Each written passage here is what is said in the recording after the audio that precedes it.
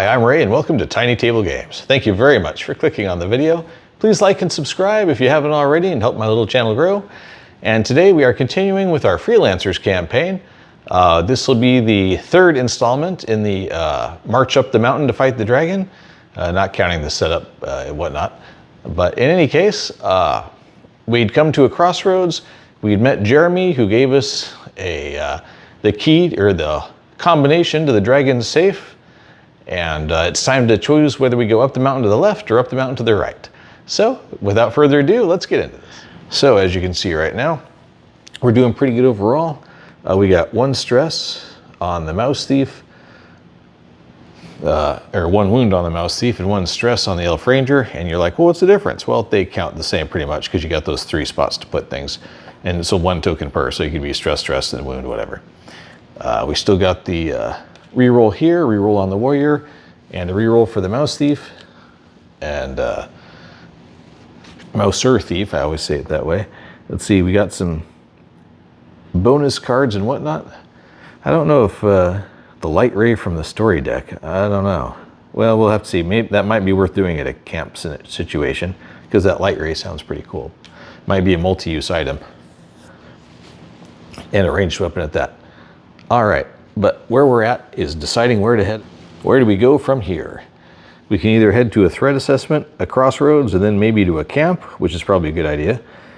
And then if we do that, we can either back up and go this way, or we could go ahead and do that duel, whatever event 86 is, and still go back to the crossroads, and then go back up here, fight the treasure golem, or to a dungeon, and then into the fight the dragon.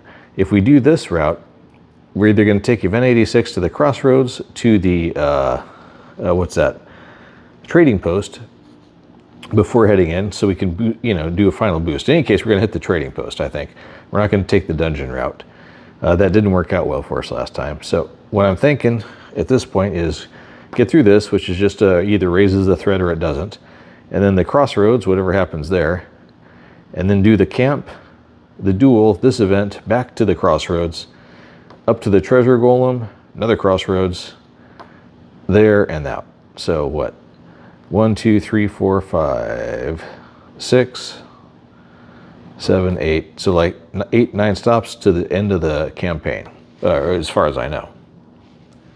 So with that said, we're going to do our travel. Okay, so time to travel. Threat location. Happily, the app seems to keep track of which one you're at. How are we for time? You ask Veldemax the Great with a wincing grin. He doesn't even answer.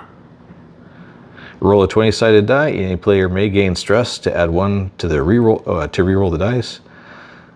If the roll, or you can just use a reroll. If the result is higher than the current threat, the threat will increase and the game gets harder. But you'll also get a crossroads event as a reward. 10 or higher. And that's a 2. Okay, is the result higher than the current threat? No, it is not. Nothing happens. Hooray for us. Time to draw a travel token to the crossroads, where apparently nothing will happen again, since nothing happened in the last place. And we get follower 18.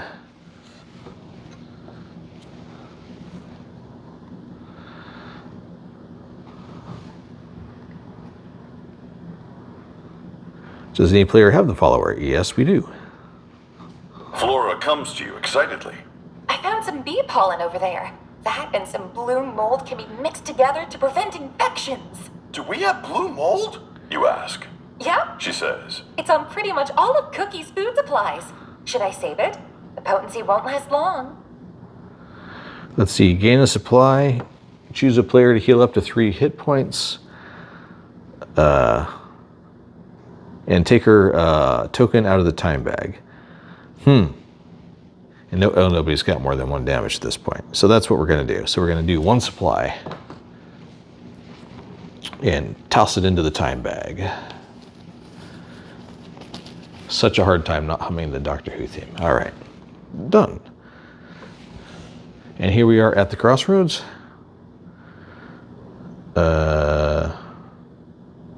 Crossroads. This entry is for the Artificer.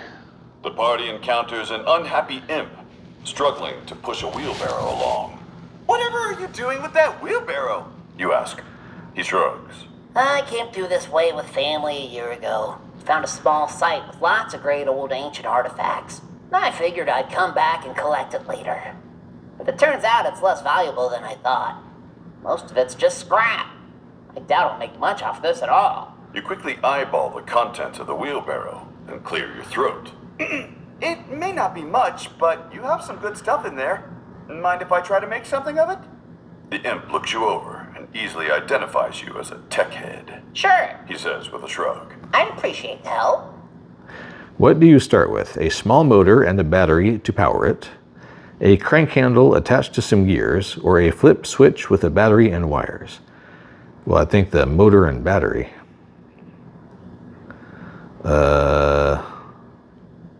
Although a flip switch with battery and wires may also be handy.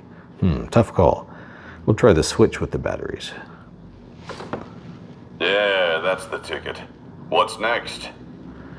An old pistol grip, a few wooden spoons, or a set of Allen wrenches. Well, a few wooden spoons probably makes a some sort of stirring device. We'll try the set of Allen wrenches. Sure, that makes sense. Now what? A rubber handle or a whisk? I'd say a rubber handle. You proudly show your handiwork, Check it out!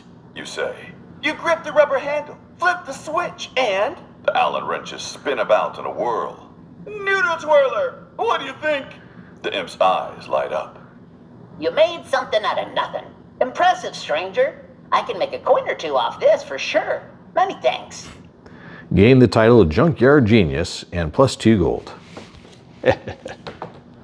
Okay, we now come to one of 4 directions. Like I said, I think we're gonna go hit the campsite first. Maybe I'll try and pick up another follower and help the bag out. Let's see, and we drew, the supply bag. So that triggers Flora. You may give this follower to another player to heal a hit point, so we will give it to the mouse thief so he can heal a hit point, so the band-aid goes back on the track. So that's cool. That generally helps us overall. Okay, time for camp. Camp. This looks like a fine spot for a rest, says Grunko, son of Grung, setting down his massive cart. You all take a moment to relax, and you glance over at Veldemax the Great, who puffs lazily upon his pipe. Just how powerful are you? You ask him. The question catches him off guard. How powerful? The dwarf repeats. I mean, that's hard to say, isn't it? I guess I've never really stopped to think about it. I mean, I'd say pretty powerful. I've certainly never had any performance issues. I don't care what you've heard. You nod your head, impressed, confident in his confidence. All players may heal 1 stress or discard 1 corruption. So we'll do that right off the bat. The elf has 1 stress, so we can get rid of that. That's nice. Everybody else is clean at this point. Additionally, if the party chooses to spend 1 time, all players may choose to perform 1 camp action from their character sheet in influence order. As they perform the camp actions, fill in the bubble. Well, yeah, that's definitely what we want to do, because that's the whole reason to come to camp, right? So, spend 1 time, which gets us a threat token plus with a plus symbol, so we have to draw a 2nd threat token, which gives us another threat token. At least it's 1 each, though, and not the 2 of the same. All right, in priority order, or influence order, Bill is up first. Here in his pocket diary, so he could pick up experience. So the experience points bumps him to level 2. Retrieve card S58, Explosive Axe, from the story deck. And good news, it is in fact a weapon. Explosive Axe. When making your weapon check, use a D8 as your bonus die. Each time you roll an 8, you may roll the 8 again. So it literally explodes. That is amazing. Okay, next up is the Dwarven Artificer. I guess he'll get a treasure, because at least he can share it with everybody else if he needs to. And it is the Ring of Elements. Before making a weapon check, you may gain corruption +1 to add fire, lightning, or cold to that check. It's like the pot pie of magic rings. It gives you +2 agility and +2 might. Wow, that's really powerful. Like maybe giving that to the warrior is the way to go here. Okay, next up we have the Elven Ranger. Well, he's, again, not very exciting, but we'll just take one risk off the table. I think we'll take one of his luck bonuses. So it is time to break camp and head the only way we can. Well, we could go back there, but I don't want to the duel. This entry is for the player with the most treasure. That would be a tie between the warrior and the artificer. So we're taking the warrior because he's got a shiny new axe. Without warning, trees crash and fall to the road in front of you and behind. Ambush! Shouts Grunko, son of Grung, obviously. Then you hear it, the honking of 1,000 geese descending upon you. Oh no. Moans Scala. Not these people, please, not these people. And lo, a few dozen bandits appear before you, dressed like birds, obnoxious honking horns strapped to the bottoms of their boots. It's the honkers! I'm glad you've heard of us. Squawks the Mer who leads them, fake beak strapped to her helmet. No! Pay us or face a righteous packing! They each wield a hefty pike, and from their reputation, you know they are considered highly skilled. We will fight the bandits. I'd never pay the likes of you! You scream and draw your weapon. Is the result equal or higher than the current threat? 10 or higher. I feel good about this. 8 plus 2 is 10. Whew, we just made it. Yes. You chase the ruffians off, much to the joy of your compatriots. 5 influence and 2 luck. Well, that went pretty easily, although we just barely made it. So that's done, and now we're on to 86. Does any player have the title Bounty Hunter? Well, let's see, we've got Hunter, Healer, Quiet. Nope, no bounty hunters. You meet an elf guy who's making a go out of living alone in the wilds. Strangely, he has an entire shed that's filled with aging grapes. Like, it's a ridiculous amount of grapes. I'm grape rich! He laughs, only for his face to fall. I don't know what I was thinking. It's too many grapes. Been living off of them for weeks, and they've really messed my poops up. You know what I mean? You do. And you trade him for some trail rations for grape bunches. And he seems grateful, giving you more than his fare. +1 supplies and travel. To this crossroads, because it's a crossroads there too. And then we'll bounce down to the troll golem here in a minute. First we have to travel.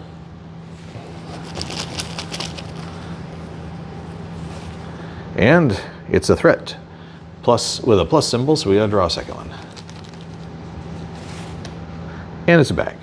So, 2 threats and the bag. Nobody actually needs healing. So I guess we'll just leave her on the Mouser Thief for now. Okay, and on to a crossroads.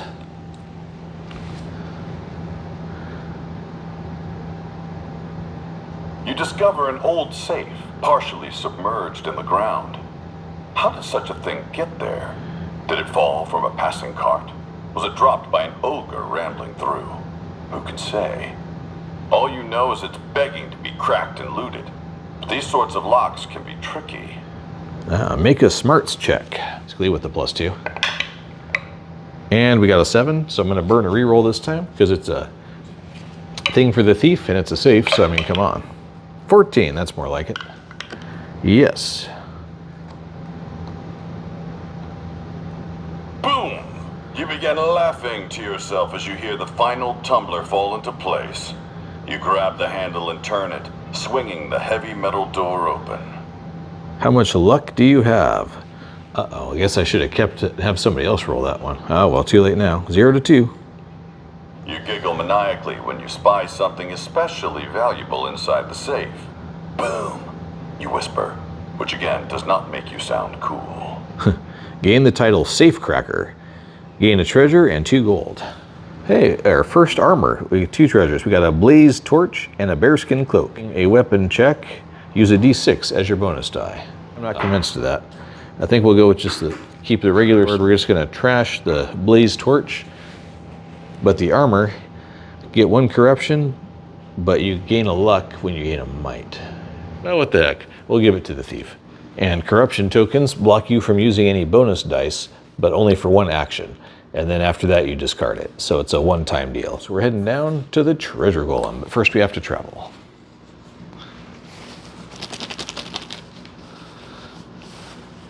And we draw that, which is not great because that means it increases the threat because we just triggered that. And now we're up to a 12 is the baseline passing value for everything. Well, I feel we're pretty well equipped, so let's find out how bad this treasure golem really is. Famous last words. You come to a huge stone building with the word bank still visible on its faded edifice. Inside, you hear a loud rumble, like the sound of an angry avalanche of coins. What in the blazes was that? Veldemax exclaims. Treasure golem, I think. Scala replies anxiously. We could always get off the road and avoid it. Says Grunko, son of Grung. Sounds like a waste of time. Veldemax grumbles, looking at the sky. And a waste of loot. Cookie points out. Have the bookkeeper turn to page 19 in the location book. A treasure golem is an especially dangerous creature capable of defeating your party. Avoiding it takes time. However, slaying it will grant a great number of resources that will help you complete your goals. Well, we gotta fight. I mean, come on. But first, page 19. The treasure golem does look fierce. And I like how everybody's working on fighting it. It's kind of a callback to the old D&D first edition hardback where the players are stealing the treasure. Fight the treasure golem. The door opens upon a large chamber of ancient stone. Sweet mother of pearl! Gasps Veldemax. Would you get a load of that thing? Before you towers an enormous person-shaped structure crafted from stone. While the thing is imposing in the extreme, you can't help but ogle the crust of treasures that coat the sculpture's exterior. If we take that thing down, there'll be plenty of treasure to go around. The wizard assures you all. Will you aid us with your magic, Veldemax? One of you asks. No point. He answers with a shrug. You've got this, yes. And as he backs away, the enormous golem slowly comes to life, and you groan as it leans down to thump upon the floor. It's kill or be killed, lads and lassies. The wizard cries. Set dial A to the current threat. And the current threat is 12. Woo! That's the golem's armor. I was wondering when we were going to get to using this. Set dial B to 2 plus the number of players. That's his hit points, so he's 6 hit points. Draw 2 treasure cards per player from the top of the treasure deck and set them aside without looking at them. This stack will be referred to as the golem deck. Lock action 4. Let the countdown begin.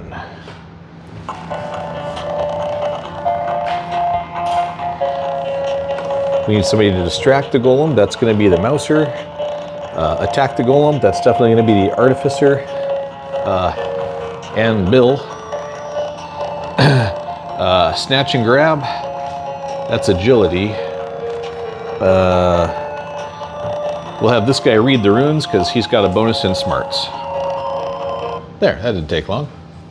Okay, starting off the fight, we got distract the golem, courtesy of the mouser over here. He has to make a will check. He has a +2 to will. He has a corruption token, but he's not using a bonus die for this anyway. It's just a straight up +2. But he has a couple rerolls he can burn too, as does everybody else. Doesn't need them. 13, 14, 15. 15 to 19, enter 1902. I mean, that sounds pretty decent. Watch it not be. Does any player have the title The Distraction? No, they do not. You frantically rummage through your bag, desperately searching for something to draw the creature away from the group. But in the meantime, the menacing golem slams its fist into the ground, knocking your companions back. Their desperate screams rattle your nerves, but you succeed in finding something moderately useful to distract the creature. Okay, gain influence +3. That's cool because he was at the back. Now he's at the front. Gain the title The Distraction, which makes sense.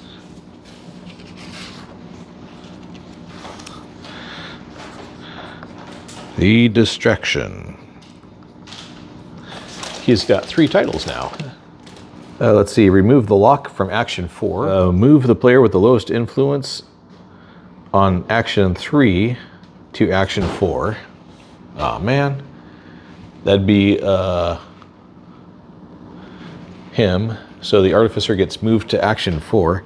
Move the player with the lowest influence on action 2, nobody, to action 3. Okay. Hey, over here! You shout at the golem, waving the object about. The thing's head turns to look at you. Do you throw the object? Yeah, sure. The object glances off the golem's stony exterior, but it momentarily ceases its assault upon the party. So -1 treasure and +3 influence. Oh man.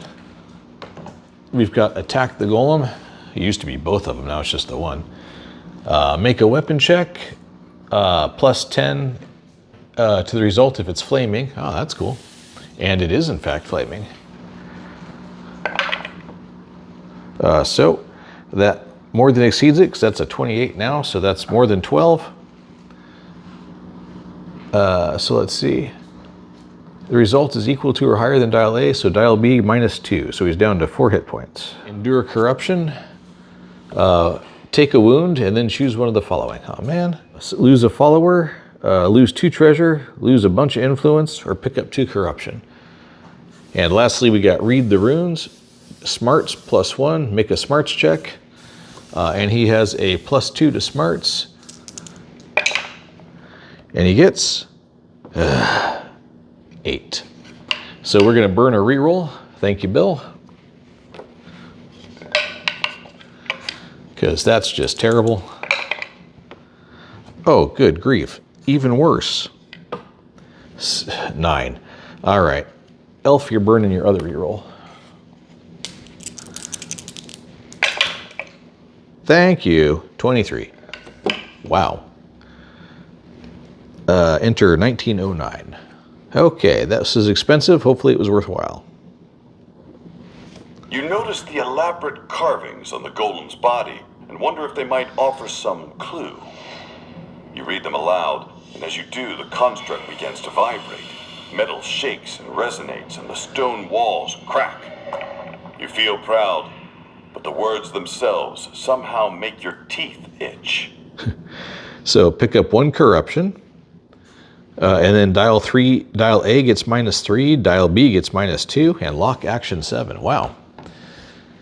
That was powerful. So down to 9, down to 2 hit points, pick up a corruption, and lock that action so that nobody can do it again. It's gonna get stuck again. Well, we got 2 people who have to endure corruption or distract the golem.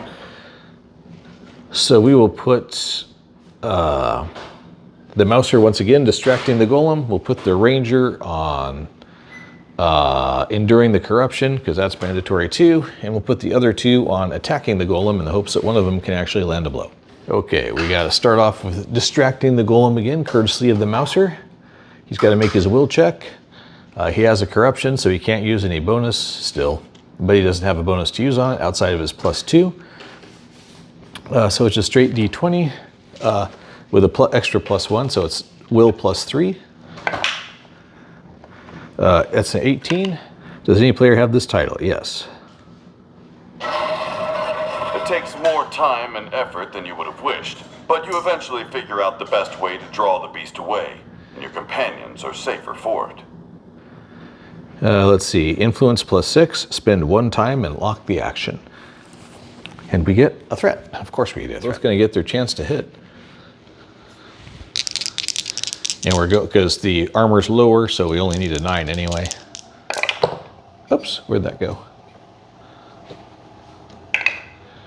And we got 15. So that's enough. -2 to the dial. Well, that takes him to 0. Oh, I forgot to hit the round end. Dummy, dummy, dummy. All right, rewind. We'll see what happens. First, we'll do the round end. Is dial beat 0? No. You can do it! Shouts Veldemax from his safe position at the rear. Believe in yourselves and the power of friendship! So it was lock action 4 and discard a treasure card. And spend 1 time. It's gonna matter.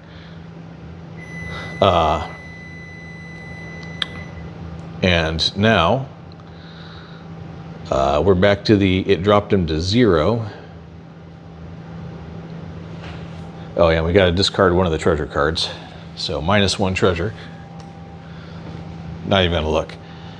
And Bill's hit knocked him to 0. There's no point in doing the other golem attack, but there is the snatch and grab, agility +1. Make an agility check. And his agility is a straight D20. He doesn't get any modifiers for it. So he can't even use this if he burn off his corruption. But,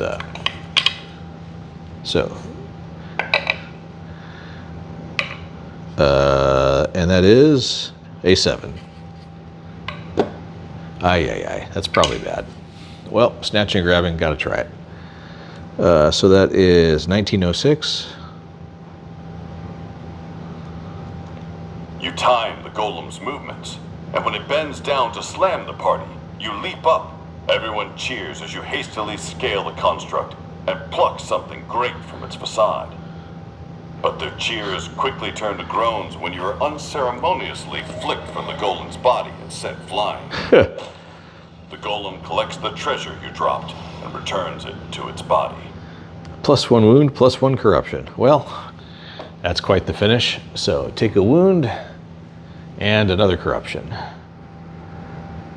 Is the dial beat at 0? Yes, it is. The golem locks in place, and after teetering for a mere second, topples over and smashes into the floor. A cry goes up as the party celebrates its success.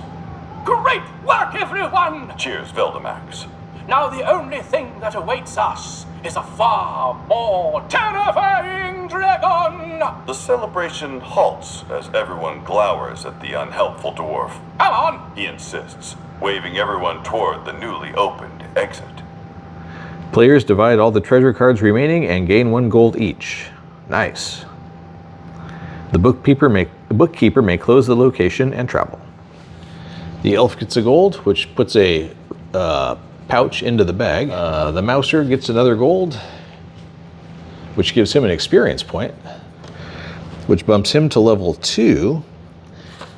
So retrieve card S30 Thieves Tools from the story deck. Okay, here's his new toy, Thieves Tools. Before making a smarts check, you may discard 1 luck to treat that check as an agility check, and you get +5 smarts. Okay, next up on the gold front is Bill, who just gains a gold. So that's Grumble, also earns a gold, doesn't get him anything yet. Next one will get him an experience point though. The treasure, let's see, we get a vial of acid, a bottomless bag, discard another treasure card, supplies +1. Don't fall in, it gives you 2 agility. An ape tail. Man, I shuffled too. All of these are trinkets. Interesting. Schematic motor hammer. That sounds promising. We'll give that to the artificer for now. Healing scroll. Just do the artificer too, because why not? Bomb launcher. So it sounds like something the elf would really enjoy with his other schematic over there. And all these get discarded. To travel. Should we go back this way and go through the dungeon? No, we're gonna go back up to the crossroads and then into town. So first we travel. And we get 18, which is Flora again. Okay, so that's the same as before. Travel again.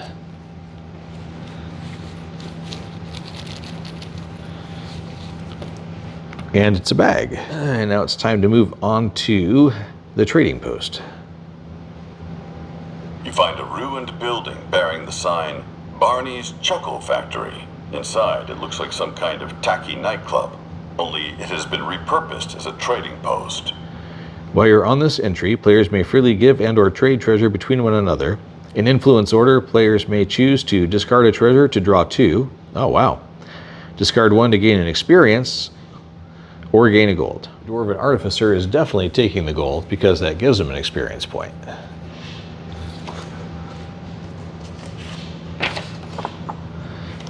Which brings him to level 2. Retrieve card S32 from the story deck. Okay, and that gives him the Ancient Device, which I have to do a camp action to convert into the Restored Device. Right, so the Mouser Thief is going to discard this because he can't resist it for drawing 2 treasures. And he threw away his fencing blade in exchange of a dancing blade and a spiked shield. Huh. The elf, I think, is just going to take a gold, and the Stiltkin is also going to take a gold.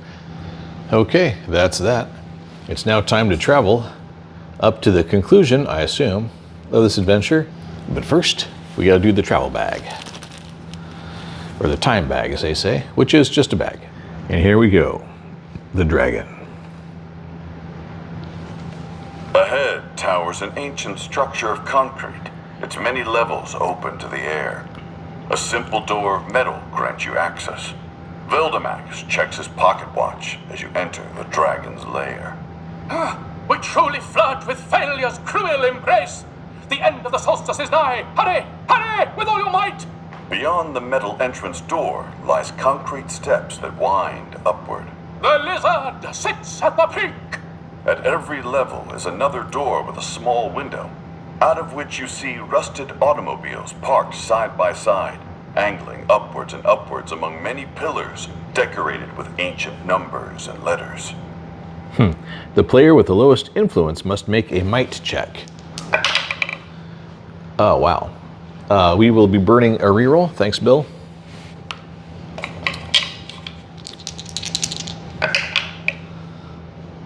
Whew, that's better. Yes.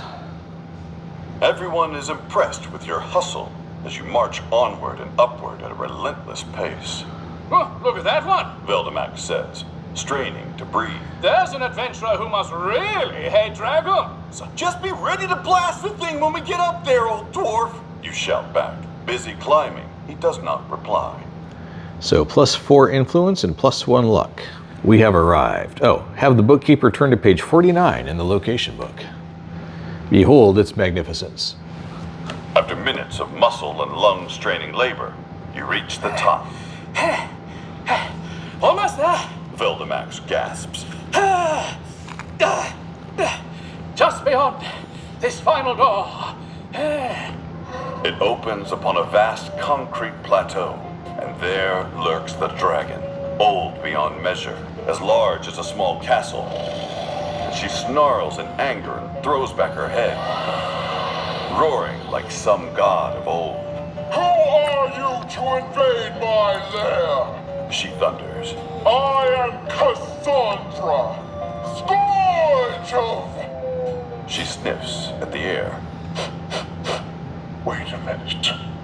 I know that smell. Her head snaps to look at Veldemax the Great. Oh my god, you weird little dwarf! Yes, it is I, Veldemax the Great. Oh, Crater! I've heard otherwise. You have taken everything from me, dragon. Now, prepare to die. I took nothing! It was freely given! Why mourn what you never valued anyway? Oh, I'll show you what I value! Veldemax shrieks, and he pulls out the scroll given to him by the hermit. The dwarf unfurls the paper, begins to read the spell contained therein. But something seems amiss, and Veldemax freezes in place as a shimmering orb of corrupt energy envelops him. The dragon looks at the rest of you and stretches her wings wide.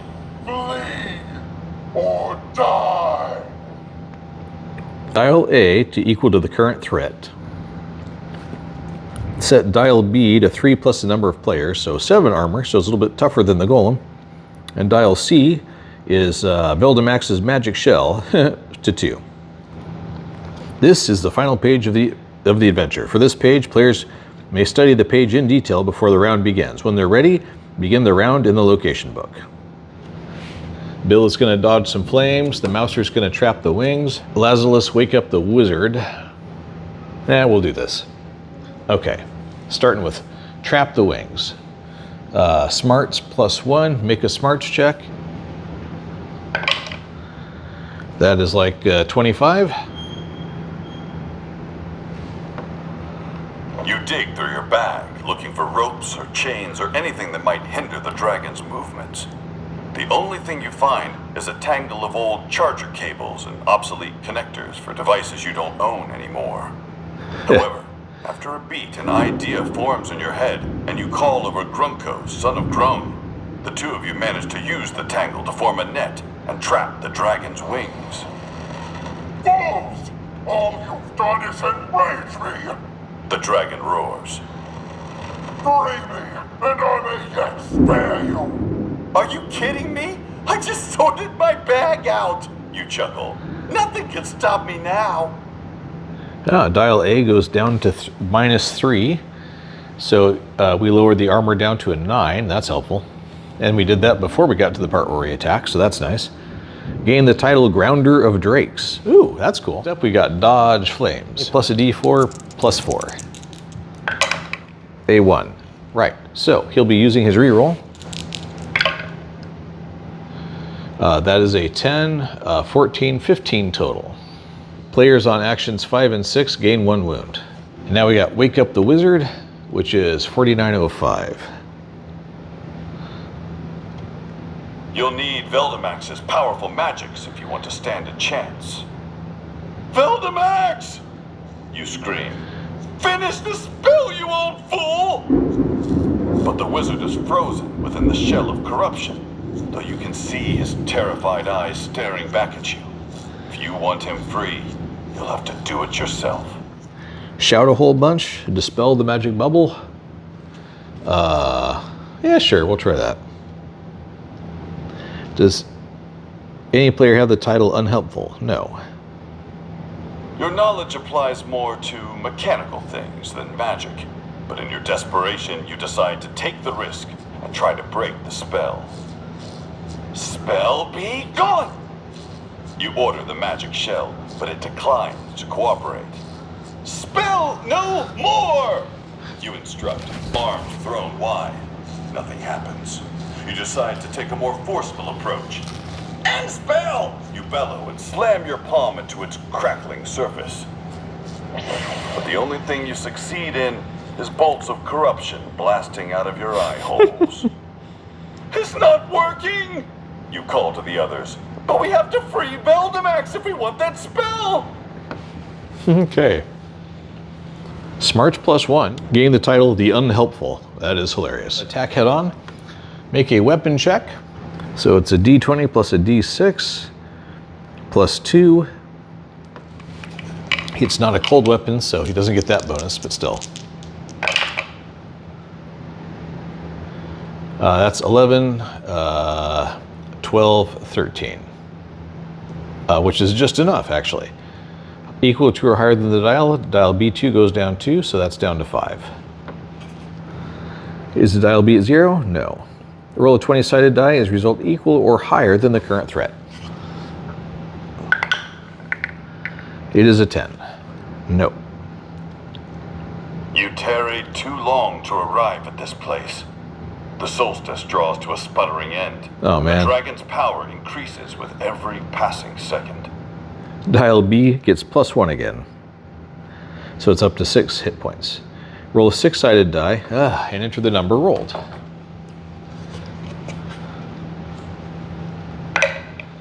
And that is a 4.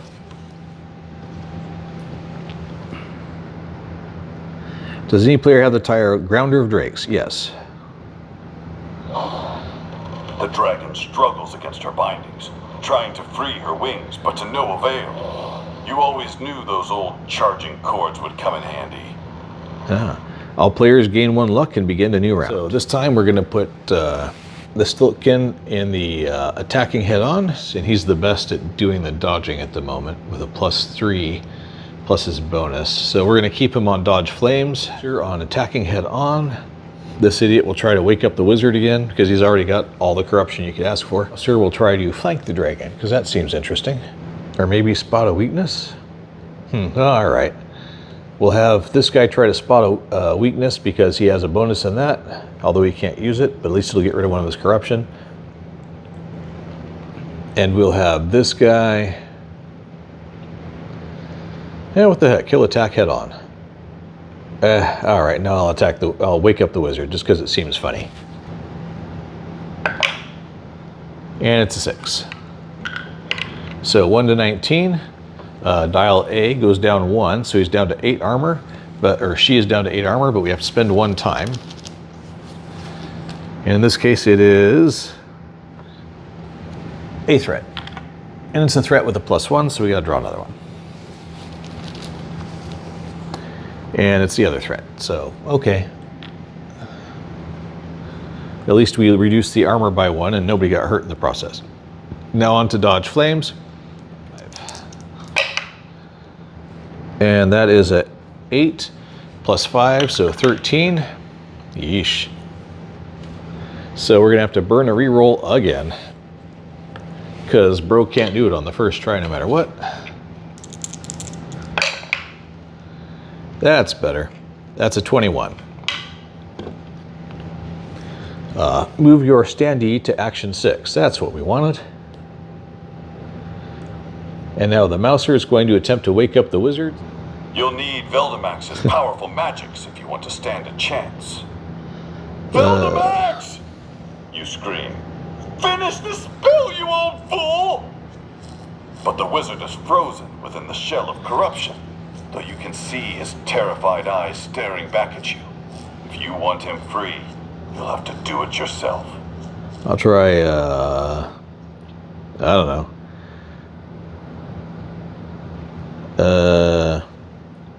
Poke him with something? No, does any player have the unhelpful? Yes. Set dial C to 0. The shell can only withstand so much, and the energy around Veldemax bursts and fades away. The old dwarf gives a cry and collapses into the concrete beneath him.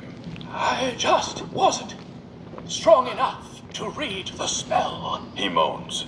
Not strong enough? What kind of useless wizard are you? You snap. Wizard? Veldemax looks genuinely confused. Who's a wizard? You are, old coot! I never said I was a wizard! He yells back. Who told you that? What's with the hats? The robes? Aren't you called Veldemax the Great? I'm a stage magician, you ninny. I headline a magical improv show back in the hub. I don't know magic. And who would risk real magic for a crappy improv show anyway? I know stagecraft, sleight of hand, misdirection. I never told you I was a wizard. You're more embarrassing than Jeremy! Cassandra roars. You shut up! You shut your mouth, okay? Veldemax yells back. Then he turns to you. So what? Are you killing this dragon or not? Because I'm not paying you to yell at me. You aren't paying us at all, you growl. The dragon begins to laugh at that, and Veldemax turns his head in humiliation. But the old dwarf has a point. You're freelancers, new ones. If you want to earn a rep, you'll never have a better chance. The party exchanges quick glances before renewing their assault on the distracted, cackling lizard. Dial A -10, so that takes it all the way to 0.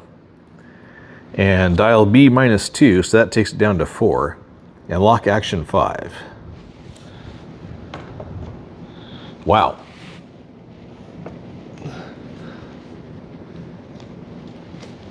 Okay, so now we've got two head-on attacks. I don't even think he needs to do that because the armor's down to 0 now. So pretty much anything is going to hit if it's higher than dial A.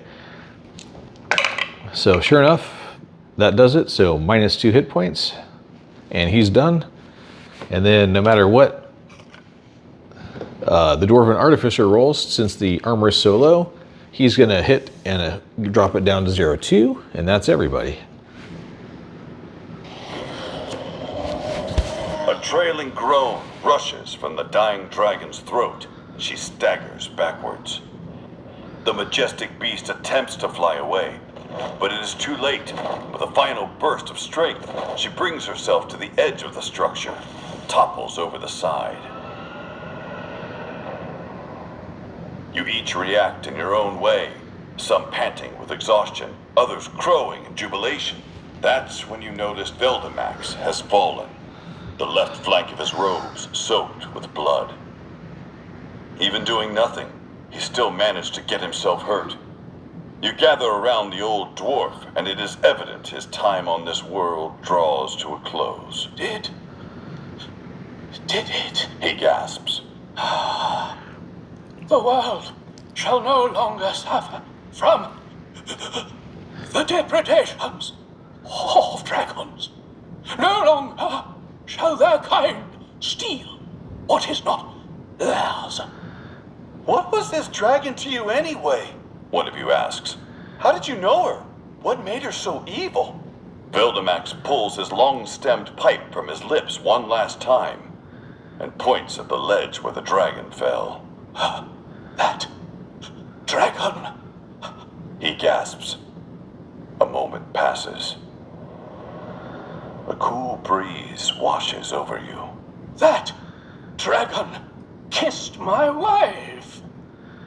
And with that, he collapses, his final breath rattling from his throat. You look at each other. What did he just say? No one feels overly pleased at having been used by a vengeful cuckold, and you can't help but wonder if you haven't made a terrible mistake. But you start to feel a little better when you spot the dragon's safe, and remember that Veldemax got the combination from that dude, Jeremy. You find it in his robes, and use it to turn the dial just so. The safe cracks open, you behold its contents. Okay, each player must count how many lawful titles they have earned this game, then add them all together to determine how many lawful titles the party earned in total. And do the same for chaotic. 6, 7, 8 lawful, and 3 chaotic. Lawful. Says Scala, peering into the safe. There's just a book inside. She takes it and opens it, revealing a ledger of sorts. Interesting. She says. Strange, too. We'll find no dragon hoard here. It would seem Cassandra kept all of her money in Bix and Son's savings and loans back in the hub. Weird, one of you says. Why would she do that? Oh no. And Scala turns an unusual shade of green. Oh no. Oh no. What is it? It would seem the kingdom is completely bankrupt. According to these notes, I'm afraid His Royal Majesty is a royal idiot and has run the place into the ground. The only reason no one knows that fact is Cassandra has been using her wealth to bankroll everything. The whole shebang. And, we just killed her. You look at each other, No need to panic. says one. No one knows what we've done. I mean, no one except an entire village of frogs who knew we were coming here. Oh no. Well, says Grunko, son of Grun. You got the reputation you wanted, only it's the wrong kind. I don't know. One of you says, gesturing to Veldemax's corpse. It could be worse. So, what now? Scala asks anxiously. Guess we can hit up that Jeremy dude. Maybe he needs some roommates? The party heartily agrees and files into the stairwell. Congratulations, you have won! ? The players should now read their character endings and their full name, including all titles. They may take a bow if they wish. After all players have read their names and endings, the player with the greatest number of titles may write their name on the pipes of the hub page in the rulebook. Never to be forgotten as one of the kingdom's most important figures. Well, after all is said and done, Mouser, the thief, will get his or her name inscribed on the pipes, which explains that spot in the back of the book. That's pretty hilarious. Interesting ending to the game. I assume it continues on with a building, I assume, narrative over the other adventures. We shall get to it. Like and subscribe if you liked it. Leave a comment down below if you want to see more of these, or if you're done with it and think, oh, good grief, tired of that. I think it's pretty entertaining. I might do one more campaign. We'll see how it goes. Obviously with different characters, because, you know, start fresh. Very entertaining. I'm Ray. This is TinyTableGames. Thank you very much for watching. I hope you have a great day.